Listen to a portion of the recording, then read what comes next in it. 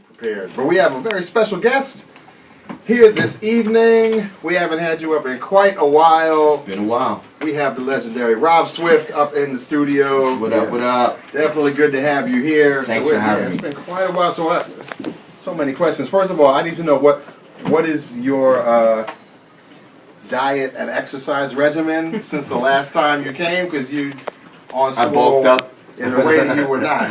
Yeah, it's funny because people that know me for a while now that haven't seen me in years won't recognize me. A, I have a beard, a crazy beard, and I got a little fatter. But nah, just been working out, man. I'm in the gym Monday through Friday. So is it like CrossFit or just regular? Nah, I don't believe in CrossFit. Okay. I believe in just, strict. So just free weights? Strict free weights, okay. A lot of bench pressing, a lot of squats, a lot of weight. And I honestly just really fell in love with fitness and bodybuilding, and it really became another passion of mine. And I do it religiously every morning. I wake up same time, head to the gym same time, and then when I get home I rest and do my music. That's dope. And on the topic of reconnecting with the youthful energy, I've seen, last time I saw you was at the New School, right, at that event. So I know you've been doing a lot of work with young people, passing on those skills. Can you talk about what drew you to that? It's funny because I think as a kid when I started DJing, I always had friends that would come over my house, watch me cut it up on my parents' turntables, my dad's, turntable setup, and they would want to learn things. So I think from an early age, 12, 13 years old, I was already teaching my friends how to scratch a record and how to mix. So the idea of passing on the art for me to someone else and hopefully inducting a new human being into this culture, for me was an attractive way to help the art of hip hop, the art of DJing specifically evolve. The more the merrier, so to speak. So I think that as an adult, I just kind of carried that passion to show people what DJing's about, to teach it, and thankfully I landed an opportunity to become a professor at the New School University. I was hired officially as a professor last year, April, and it's been pretty much a year now that I've been there teaching. And this fall, the New School, with the success of my DJ course, it's an introductory course into DJing, and it was so successful that they decided to give me a second class. Oh, that's great. So I'm going to be teaching 2 separate classes now on campus. I'm really excited, super thankful. Big shout to Yvonne and Evan. They both played a major role in helping me land this gig at the New School, and who would have thought, man, that as a kid at 12 years old, that as an adult I'd be a college professor of DJing. Word. So it's pretty crazy. That's dope. And so you find that young people, they're drawn to it? Because I feel like you don't really hear scratching on records that much, so I worry about kids being connected to that element, but you find there's still a passion for it? I think that if you're showing them the proper techniques and backing that up with the history behind the techniques, then young people become engaged.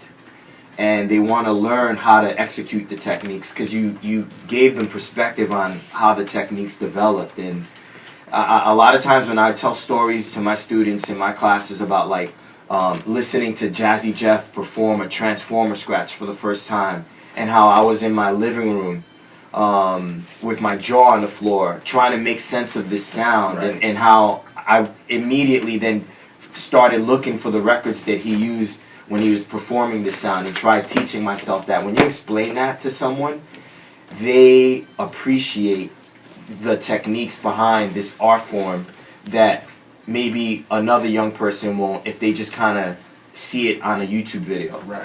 When you're there in front of them and you're explaining the art and the history behind it, they connect with it on a certain level that you can if you're just watching a video on your phone or whatever. So they're very receptive to it. That's dope.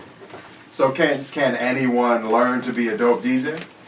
I think that anyone in this room is capable of doing what I can do with turntables. Word? I really believe that. I believe it more now after teaching it. Mm-hmm. I think that it all comes down to whether or not you believe it. You know, I personally feel that teaching this art form has made me a better DJ. I really believe that. I move better, I connect better with the music, and I appreciate it more now than I ever did, because now I realize how difficult what I do is. Because when I scratch, or if I mix, or if I'm beat juggling, to me it really is like breathing. I always say that, like, you could do something like consciously, and you're thinking about it, and you're in your head, like, I'm gonna take my hand and I'm gonna lift it up, and then I'm gonna grab the record and I'm gonna move it back and forth. And then you could do something subconsciously, like where things are happening but you're not thinking about it. It's just your hands are moving, and it's just your internal instincts just kind of taking over. And that's what DJing is for me. It's all internal. I do stuff and I'm not even conscious that I'm doing it. And I not to toot my own horn, but I think that's why I've gotten as good as I have, because it's become innate for me. So that's the thing that I try to teach my students, is to not think so much, and to get out of your brain and to just feel the music and let your spirit guide you when you're DJing, because that's when you start to create and develop styles and grow. So tell us about the project. Now I see you've already met your main goal. Yes. And on to the Thank secondary God. goal. Thank God. Thank God. God is good. Yes. Yeah. And It's in crazy. fact, I looked at it this afternoon and came back just now, and it's up a bit even more. Yeah. So this is for your first new album in 6 years? 6 years, man. My last album was in 2009. It was an album called The Architect. Right. And I released it on Epicac Records. Big shout to Mike Patton. And basically what happened was, I wasn't, like, the landscape of music and the music industry and how to get music out as an artist just has drastically changed from, like, the 1990s, when hip-hop artists, independent artists like myself, were releasing music and able to support themselves off it. You know, I have an apartment that I own, that I live in now, that I bought off royalties from my first album, The Ableist. Wow. You know what I mean? And then that was in 1998. And in 2015, the landscape has changed. People now, this generation, doesn't have any kind of concept of, like, purchasing a song or purchasing music. They expect to see things for free and hear things for free. And so it put me in a position where I was trying to figure out, like, am I going to release another album? Because labels, as a result, aren't really signing independent artists like myself, because the label is trying to make money. So how are they going to sign me to a deal, give me an advance to record an album in a studio, and then put out a record that they're not sure fans are going to pay for? Right. They want to hear it, but do they want to pay for it? Mm-hmm. And that's where we're at right now with the music industry. So, after 6 years of kind of sitting back, monitoring things and studying the landscape of this whole crazy technological world that we live in, I stumbled across De La Soul's successful Kickstarter campaign. Much props to them. Dudes raised like 6 figures to release their next album. And a peer of mine, actually not just a peer, a good friend of mine named DJ Kubert from the Bay Area, also had a lot of success on Kickstarter. He raised a lot of money for his album that he released a few months ago. So it gave me hope. And I started thinking, like, all right, well, if there was this avenue for Kickstarter for De La and Kubert, why can't I take advantage of that? So they kind of set the precedent. And they...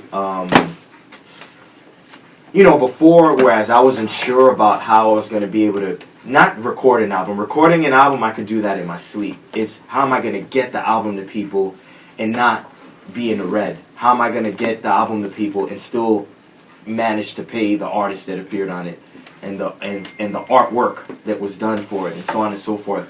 So when De La Soul and Kubert was like, all right, well, we did it, and I was like, all right, well, I could do it too. And today was proof that it's possible.